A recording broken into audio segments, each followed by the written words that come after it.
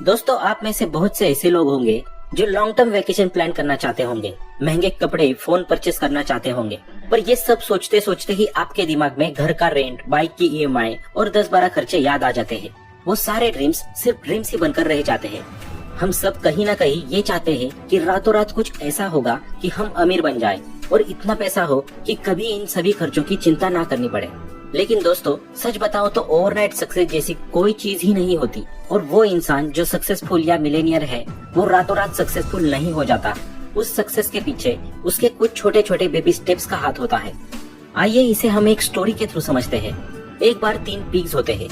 Pig number 1 एक lazy pig होता है जो ठंड के मौसम में बस जल्दी जल्दी कोई घर बनाना चाहता है ताकि वो आराम कर सके और खाना पीना खा सके।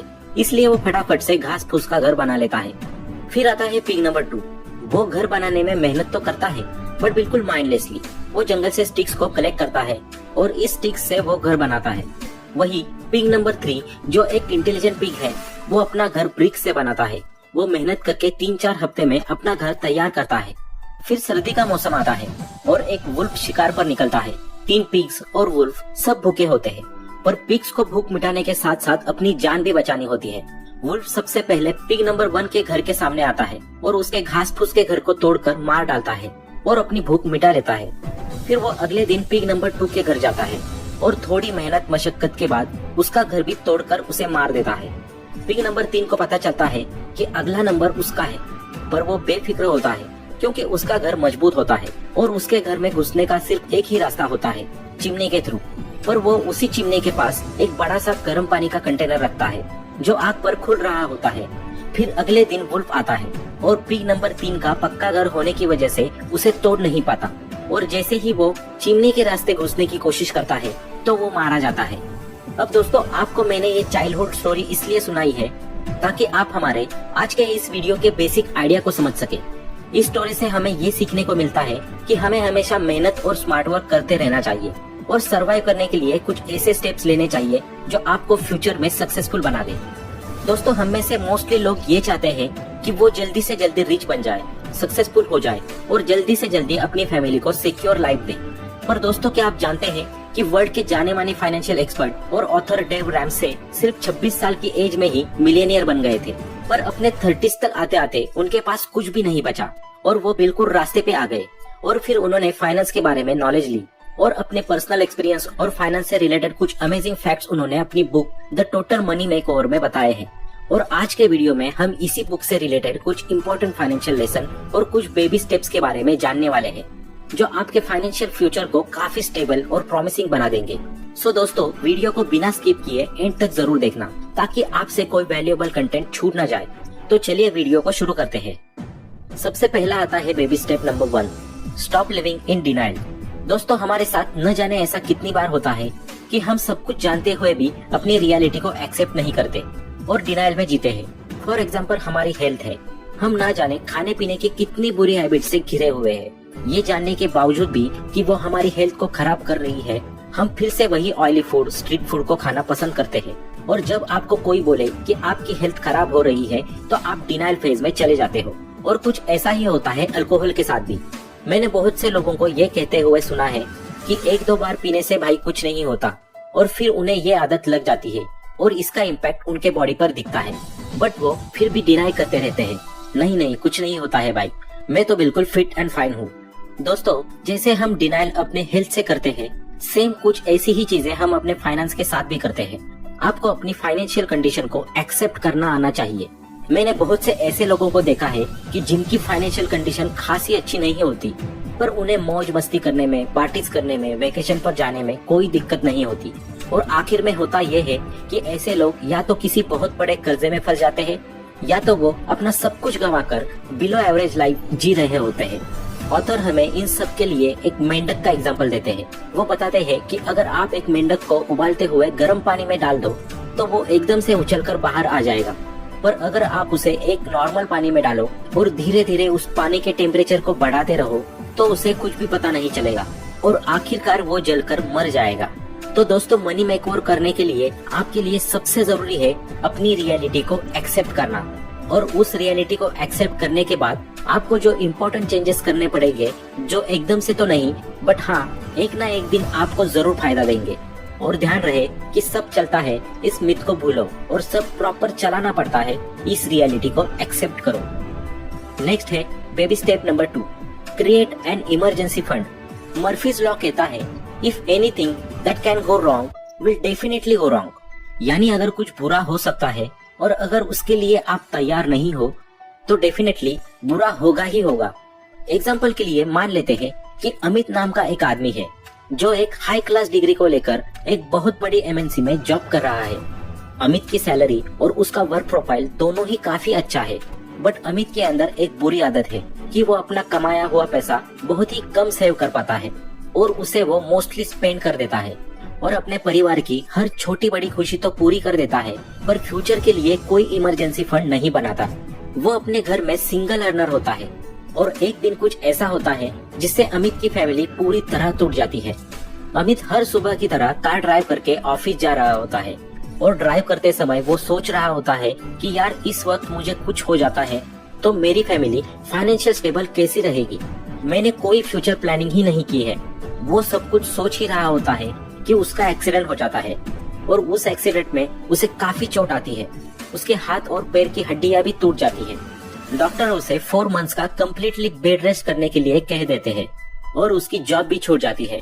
अब ऐसे में अमित को बहुत दिक्कतों का सामना करना पड़ता है क्योंकि उसने इमरजेंसी फंड बनाया ही नहीं था और जो कुछ उसने पिछले महीने कमाया था वो हॉस्पिटल बिल्स और सर्जरीज में खर्च हो गया और नौबत तो यहाँ तक आ गई कि उसके पास अपने बच्चे की स्कूल फीस पे करने तक के पैसे नहीं बचे थे।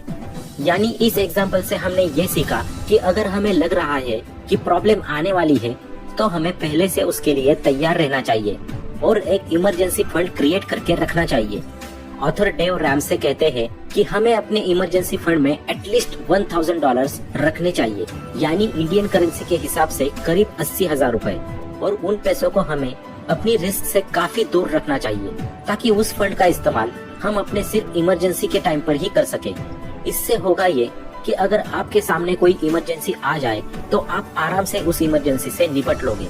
और अगर अमित का केस देखा जाए तो अगर उसने ये इमरजेंसी फंड बनाया होता तो अपने हॉस्पिटल के बिल्स उस फंड से भर सकता था और जो उसकी पिछले मंथ्स की अर्निंग्स थी उससे अपनी फैमिली के एक्सपेंसेस चला सकता था।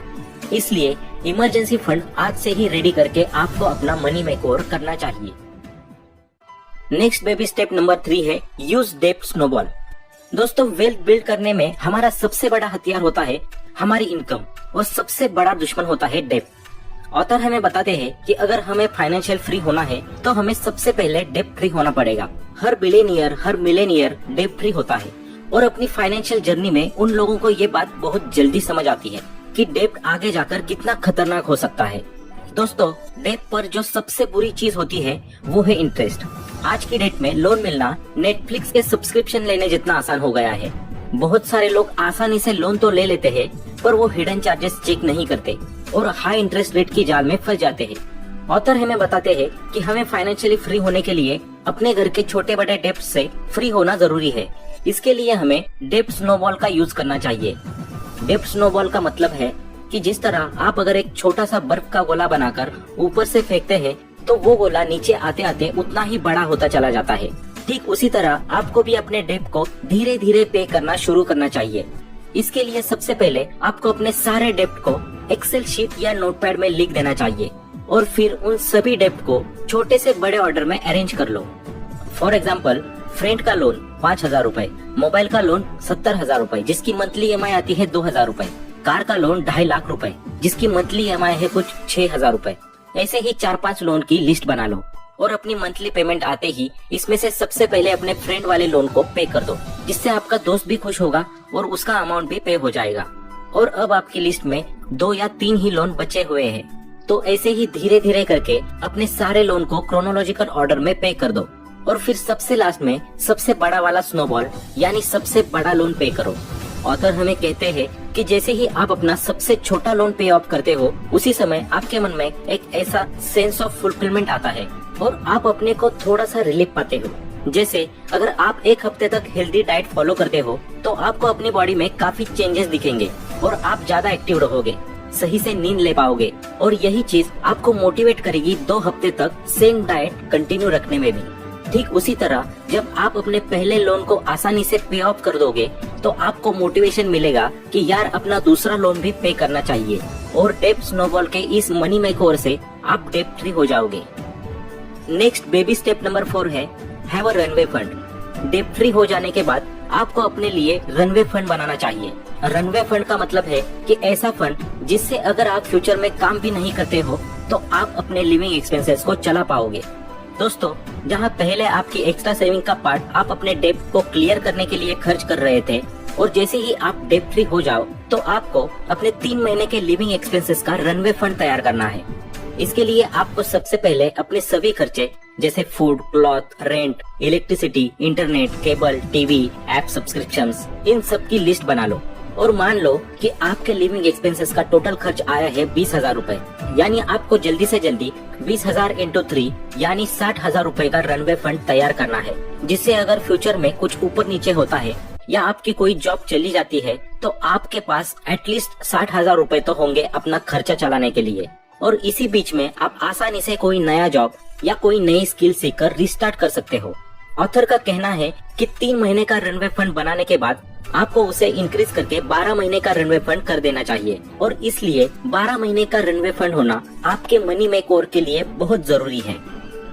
अब लास्ट बेबी स्टेप नंबर 5 है इन्वेस्ट एंड एंजॉय लाइफ।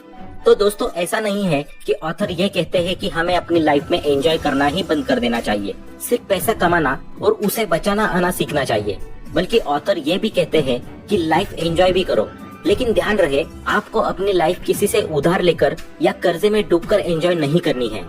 एक इंसान लाइफ फुल्ली तभी एंजॉय कर सकता है जब उसके ऊपर कोई बोझ ना हो। इसलिए ऑथर कहते हैं लॉन्ग टर्म गेम के लिए शॉर्ट टर्म सैक्रिफाइसेस करना जरूरी है, ताकि बाद में जब आप लाइफ जीने निकलो तो आपको पैसों की कोई टेंशन ना रहे और रिटायरमेंट की टेंशन ना लेनी पड़े।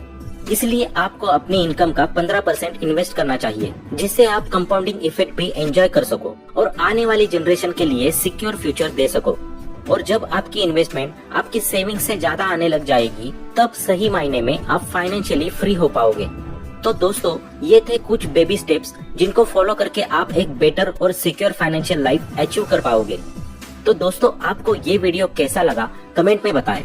अगर आप ये वीडियो फेसबुक पर देख रहे हैं तो फॉलो करें, और यूट्यूब पर देख रहे हो तो सब्सक्राइब करें, क्योंकि हम ऐसे ही वैल्यूएबल वीडियोस आपके लिए लाते रहेंगे। Thanks for watching.